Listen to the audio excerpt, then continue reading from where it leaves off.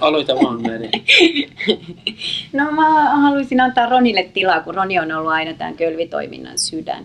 Joo. Mä ollaan joskus vitsailtukin, että mä oon aivot ja Roni on sydän ja molempia tarvitaan.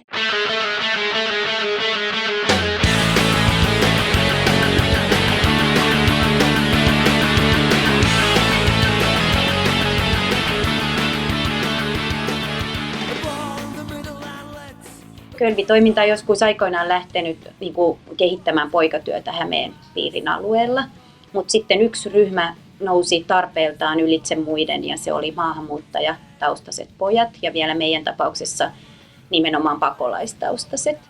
Meillä Kölvissä täälläkin on niin kuin sellaisia nuoria, jotka ovat asuneet vähän aikaa Suomessa. Ja kielihän on niin kuin se tärkeä elementti heidän niin kuin alkuvaiheessa. Kun ne oppii kieltä, niin sitten ne saa niin kuin pikkuhiljaa käynnissä sitä niin kuin heidän elämänsä. Joo. Pääkielen on niin kuin suomen kieli. Meillä on näitä isoveliä, jotka on pitempään Suomessa olleita, jotka sitten jo osaa sitä kieltä niin kuin sillä tavalla, että se voi tukea näiden juuri tulleiden kielen kehitystä. Ja sitten meillä on myös niin kuin matalan kynnyksen paikka tavata näitä kantasuomalaisia sillä tavalla, että he avautuu, koska he on tänne ilmoittautunut vapaaehtoisiksi, auttavat läksyissä ja monenmoisissa muissa niin kuin lomakkeissa ja papereissa, missä me kantasuomalaisetkin ollaan välillä ihan pulassa Kela-papereita ja muiden kanssa. Ja heihin tulee niin kuin lämmin semmoinen luonteva yhteys. Meillä on niin kuin kohderyhmänä nimenomaan pakolaistaustaiset. Niin meille pakolaistaustalla tulee esimerkiksi kiintiöpakolaisia, jotka on niin kuin saatettu valitakin sen mukaan, että he eivät ole mitään kuntaluokan niin kuin sieltä korkeammalta, vaan ne voi olla tämmöisessä heikoimmassa asemassa. Ja sitä kautta tulee paljon semmoisia esimerkiksi perheitä tai meidän tapauksessa poikia, jotka ei ole esimerkiksi kotimaassaan käynyt koulua.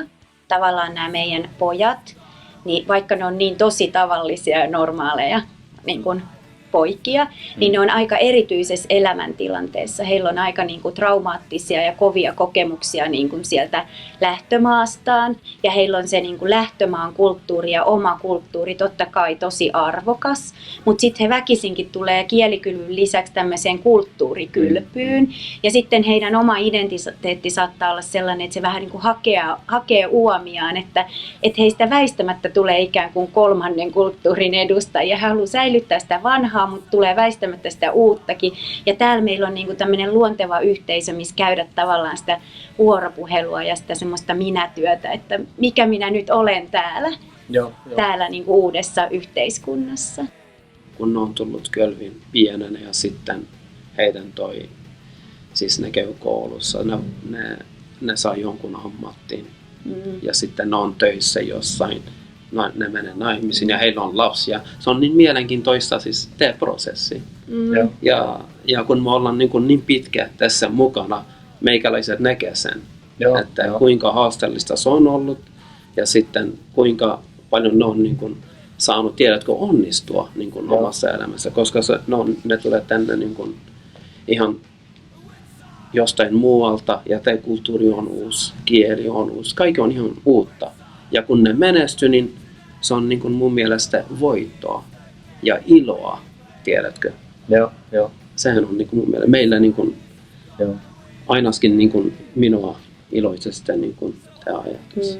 Kölvissä on kaikista hienointa mun mielestä se, että me ihan oikeasti tavoitetaan meidän kohderyhmää. Eli meillä niin kuin välillä tulee ovista ja ikkunoista poikia, että se on niin kuin tavallaan. Ja se on suuri kunnianosoitus tätä toimintaa ja tämän henkilökuntaakin kohtaan, että me niinku kelvataan ja me ollaan onnistuttu tekemään jotain semmoista, joka osallistaa aidosti.